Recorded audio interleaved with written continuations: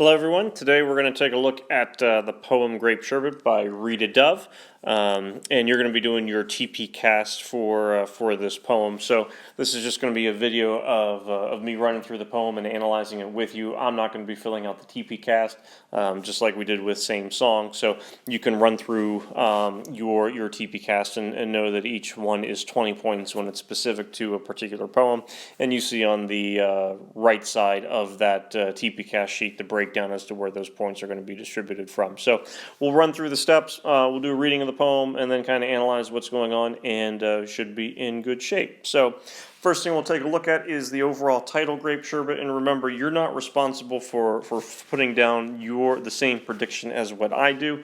It's whatever's really going to be kind of coming to mind, but I think two things kind of jump up immediately. The fact that you're dealing with grape sherbet, so it's a bit of a sweet treat, a dessert, something that kind of tends to bring a smile to people's faces, so that makes them kind of happy. I think it also makes individuals think of the time of summer. That's probably part of that happiness that goes along with it. I don't know if the grape flavor does anything for anyone, if that makes you think of anything, but you can certainly mark that down. And as I said, you're not limited to just the idea of it being a sweet treat, a sweet dessert in summer. You can certainly think of your own ideas with it as well, but those are just the ones that I think tend to pop up for a lot of folks. All right? So for our reading of the poem, the day, memorial. After the grill, Dad appears with his masterpiece, swirled snow, gelled light. We cheer. The recipe's a secret, and he fights a smile, his cap turned up so the bid resembles a duck. That morning, we galloped through the grassed-over mounds and named each stone for a lost milk tooth. Each dollop of sherbet later is a miracle, like salt on a melon that makes it sweeter. Everyone agrees it's wonderful. It's just how we imagined lavender would taste. The diabetic grandmother stares from the porch, a torch of pure refusal. We thought no one was lying there under our feet. We thought it was a joke. I've been trying to remember the taste, but it doesn't exist. Now I see why you bothered, Father. All right, and I think when it comes to the poem as a whole, people are pretty good with getting just an idea of what's happening within those first three stanzas. I think though when it comes to that last stanza, things are a little less clear. People are a little more unsure as to what is the overall meaning that's going on. So we'll take a look at those things, but we'll do this chronologically, breaking down what's happening with the poem. Now keep in mind, I'm not doing a paraphrase of the poem, but we'll run through each stanza, and then that can help you kind of come up with what your own specific paraphrase would be. All right? I think overall it does kind of become clear that the poem is about the speaker who is reminiscing about her father, specifically a father who has passed away. And so this opening line, memorial, really serves two purposes. Number one, it does set the setting, the stage, the time period for the poem. So, when is the poem taking place? Well, it's Memorial Day. It's that beginning of summer, the unofficial beginning of summer that happens. So it sets the poem in a period of time to add framework to the poem. But it also serves to inform the reader that the poem itself is a memorial. It's a remembrance. It's a way to acknowledge someone, and that's a memorial to the speaker's deceased father. So as a whole, when it comes to some connotation, the opening stanza uses some of that joyful imagery to depict the scene of her father making sherbet on Memorial Day. Swirled snow, gelled light, the recipe's a secret, he fights a smile, his cap is turned up, resembles a duck. All of these are kind of happy moments that she's having.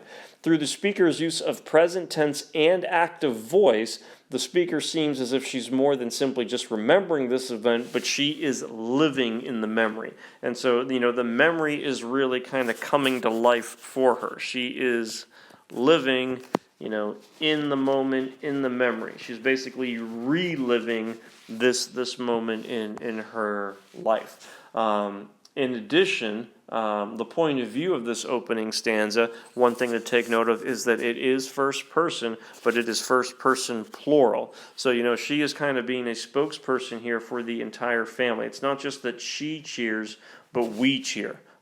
you know, when it comes to him bringing out the grape sherbet. So, you know, from a tone standpoint, certainly this is one where things seem to be a fair amount joyous, you know, happy. And certainly since you're looking back, we would tend to say that this is also rather nostalgic. When it comes to the next stanza, though, it is important to notice that all of a sudden we do have, and when we say sudden, usually that's going to be indicative of a shift that is now taking place. We have a shift. The next stanza, it's a shift in voice to grab the reader's attention. That morning we galloped through the grassed over mounds and named each stone for a lost milk tooth. The scene has changed as well as the tense used. So, you know, what do we have a shift? Well, we're going from the picnic, we're going from the grill where we were before, and now we are in what would we perceive to be a graveyard. And if you're unsure as to how we're coming to that graveyard, well, you take a look at some of the imagery that is there. The grassed over mounds named each stone for a lost milk tooth. The speaker's now in a graveyard, and the imagery of that line hint that the setting is the graveyard. And the use of the past tense verbs conveys how the graveyard is instead associated with the past. Notice even the diction used. You know, milk tooth, which is a baby tooth that comes in before permanent teeth, even reflects this notion.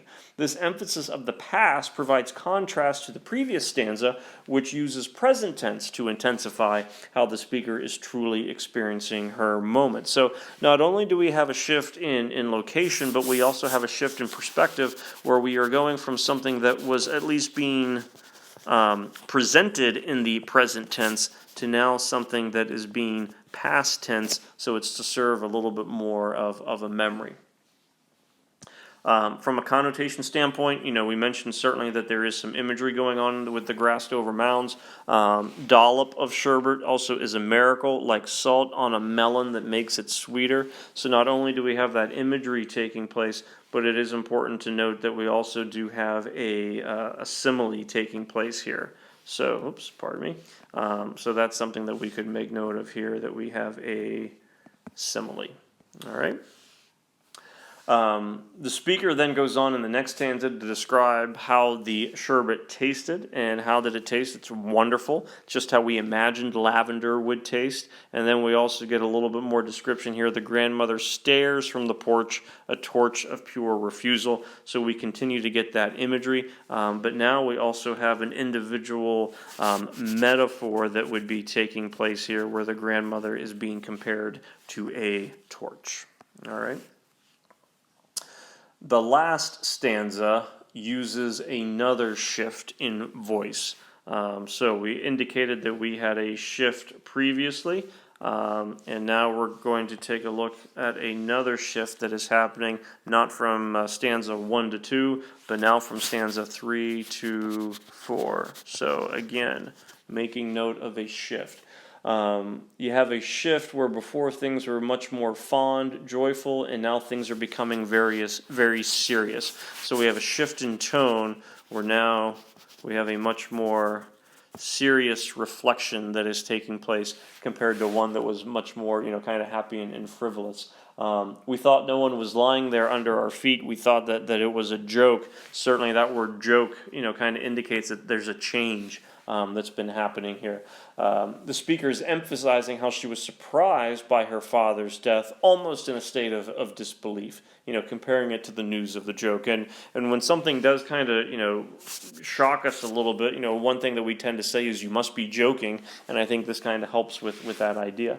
The final lines really reveal the true meaning of what's been going on here. I've been trying to remember the taste, but it doesn't exist. Now I see why you bothered, Father.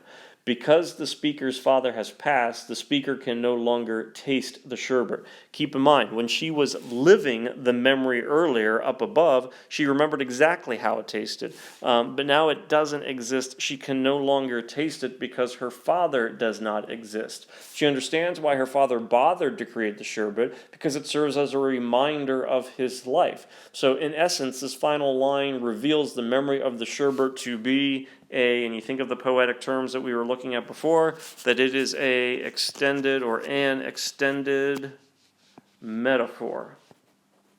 Oops, if I can spell metaphor, that would be helpful.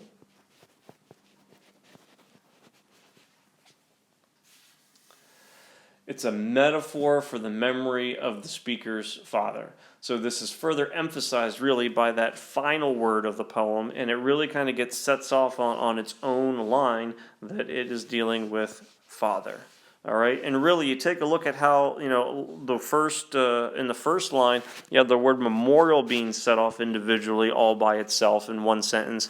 At the beginning, we have this idea of a memorial. Who is this memorial for? At the end, it ends up being for the father. All right, so from that connotative standpoint, TPCAST, title, paraphrase, connotation. When we take a look at what we have going on from a connotation standpoint, we now have a lot of different things that we can certainly put here. We know that we have a fair amount of imagery, which we've mentioned. Highlighted that there is a simile. There is now, we know, an extended metaphor. And even the pronoun usage, I think, would be something to take note of. That use, that perspective of not only I, but also we. And even really the verb tense, past, present, helps to kind of indicate, boy, that's really ugly looking. We'll redo that one. Verb tense helps to solidify and indicate what's going on in the speaker's mind at different times. Attitude would be a few things here that we could certainly put down, and some of these things we've already mentioned here. When it comes to the overall attitude, it starts off, certainly being a little more joyful. And I think with that also innocent, certainly nostalgic. But then you have a change, whereas we noted things become a little bit more serious, solemn, I think, with remembering the father, and even reverent. And with reverent, there's deep respect for a person.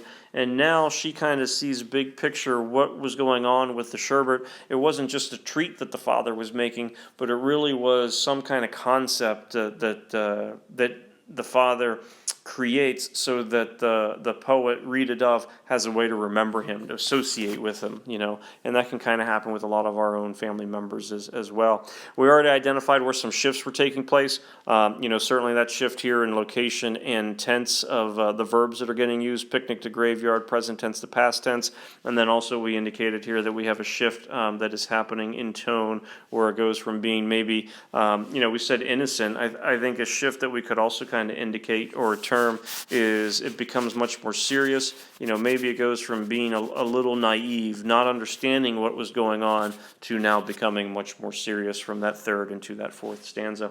Title revisited. We know that we are now dealing specifically with an interactive title.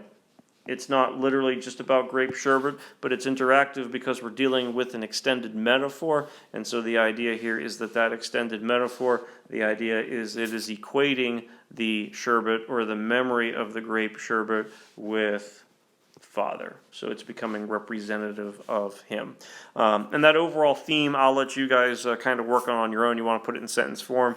But, certainly I think the importance of family, the importance of memory, and sometimes, even the importance of something seemingly simple, just like grape sherbet, can still have a significant impact on a person, because this is really what she uses to associate and remember her father. So those little things can be very important in the life of an individual. If you have any questions about the poem beyond what we've covered here, feel free to contact me. You can send me an email, send me a remind text. Be sure to get back to you. But I hope you have a good understanding and kind of appreciate what Rita Dove is covering in her poem, Grape Sherbet.